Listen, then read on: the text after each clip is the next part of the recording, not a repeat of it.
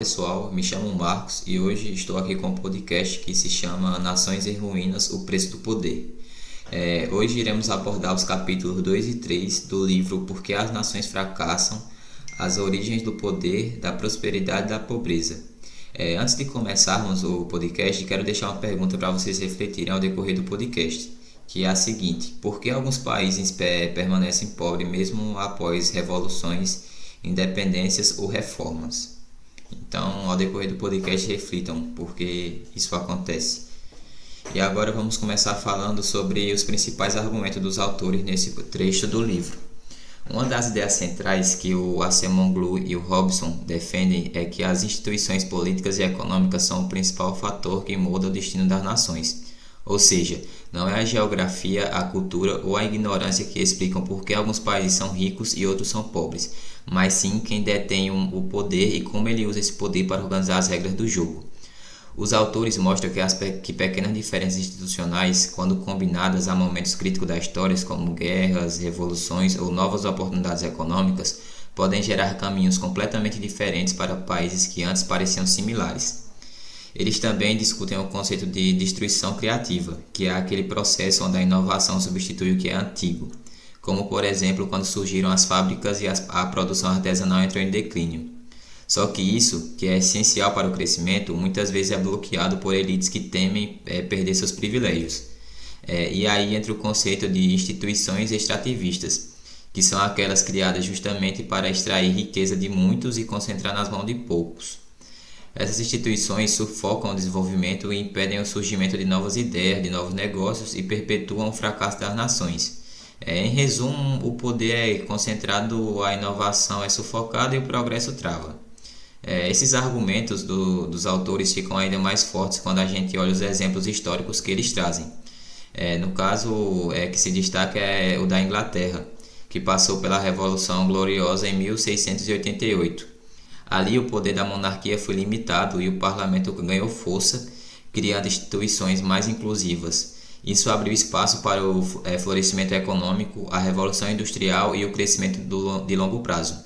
Já o Império Otomano, por exemplo, proibiu a imprensa por mais de 200 anos, com medo de que a informação fortalecesse grupos fora da elite dominante. O resultado foi atraso tecnológico e enfraquecimento das instituições. O mesmo padrão se repete na Rússia czaristas, na China Ming e na Etiópia e na Somália, que rejeitaram ou resistiram à inovação para proteger estruturas de poder antiga. Outro exemplo marcante é o da Companhia Holandesa das Índias Orientais, que explorava o Sudeste Asiático com um sistema extrativista brutal, eliminando a concorrência local e mantendo o comércio sob monopólio. E por fim, África Ocidental, onde o tráfico de escravos gerou instituições baseadas na violência e no controle, com efeitos devastadores que persistem até hoje. Todos esses casos mostram como instituições extrativistas, mesmo quando surgem por razões diferentes, levam ao mesmo fim, que é o fracasso econômico e social das nações. Olá a todos, eu me chamo Rafael. Eu vou falar sobre as causas do sucesso ou fracasso das nações. Por que algumas nações prosperam enquanto outras ficam estagnadas por décadas, mesmo após independências, reformas ou revoluções? A resposta está menos nos recursos naturais e mais nas instituições que regem esses países. Nações que criam instituições inclusivas, como a Inglaterra após a Revolução Gloriosa, incentivam a inovação, distribuem melhor o poder e criam oportunidades mais amplas para a população. Isso gera crescimento sustentável, diversidade econômica e avanço social. Mas, por outro lado, países que mantêm instituições extrativistas, onde uma elite concentra o poder e bloqueia mudanças, tendem ao fracasso. Eles sufocam a inovação, exploram a população e impedem qualquer progresso significativo. Um padrão visível em diversas regiões da África e da Ásia, ali em determinados momentos históricos, por exemplo. Ou seja, o sucesso ou fracasso de uma nação depende de quem tem o poder, como ele é exercido e se as regras do jogo favorecem o coletivo ou só uma minoria privilegiada. E agora eu vou falar um pouco sobre os conceitos econômicos fundamentais. Para a gente entender por que algumas nações avançam e outras empacam, precisamos olhar para alguns conceitos econômicos essenciais. Um deles é o de instituições inclusivas, que garantem direitos, promovem a educação e incentivam o empreendedorismo. Elas fomentam a chamada destruição criativa, onde novas ideias substituem antigas, impulsionando o crescimento.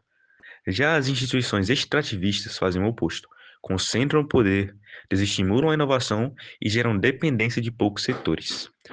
Outro conceito importante é o capital humano.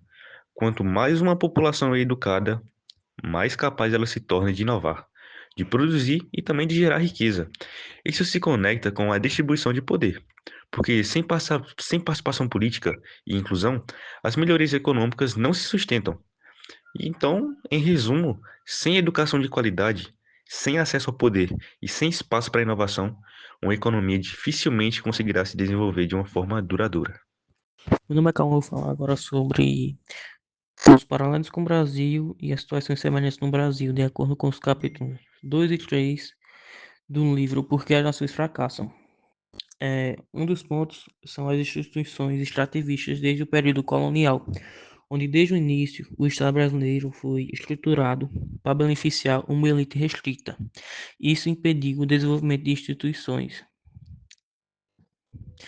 Também tem o centralismo político e controle de elites, onde o poder sempre esteve concentrado nas mãos de poucos, o que dificulta a criação de mecanismos de participação popular. Também tem as reformas feitas de cima para baixo. Ao contrário do que ocorre nos movimentos críticos, são liderados pela sociedade. No Brasil, as reformas são diferentes. Elas são conduzidas por elites que evitam ter essas mudanças mais profundas. Também tem a resistência política e educacional, onde o sistema educacional de baixa qualidade impede a formação do capital humano e a distribuição equitativa do poder político. Agora eu vou falar um pouco sobre as situações semelhantes no Brasil. Temos algumas situações, como a repressão a movimentos populares, como Canudos e a revolta da vacina. Esses episódios demonstram como o Estado reage com violência sempre que a ordem social é desafiada pelos os grupos que são excluídos, que são deixados de lado. Também tem o atraso em reformas sociais, onde a elite política costuma adiar ou suavizar reformas que poderiam alterar as estruturas do poder. Também tem quando os escravizados após a abolição, mesmo assim, são deixados de lado. A abolição ela não foi acompanhada de políticas de reparação, o que até hoje ficou consolidado a marginalização da população negra. Bom, meu nome é Matheus e o primeiro tópico que eu vou falar são as reformas institucionais inspiradas. Um assunto a ser levantado é o fortalecimento da democracia representativa, o que é algo muito positivo, pois traz o povo para o debate público. E com isso há uma redução do poder oligárquico, ou seja, o poder fica descentralizado e menos concentrado na mão de poucas pessoas. Um exemplo desse poder oligárquico é a observação de que desde 1500 tem famílias que até hoje se perpetuam no poder. Além do incentivo à inovação econômica, que é algo muito positivo, pois traz novas tecnologias e com isso há um crescimento de competitividade de um país com outro, ou seja, o país pode se igualar a outro na questão financeira graças à tecnologia e às inovações econômicas dele. Além das reformas educacionais e fiscais e a promoção da inclusão política e econômica. O que a gente aprendeu nesse podcast é: o fracasso das nações não é inevitável, mas fruto de escolhas políticas.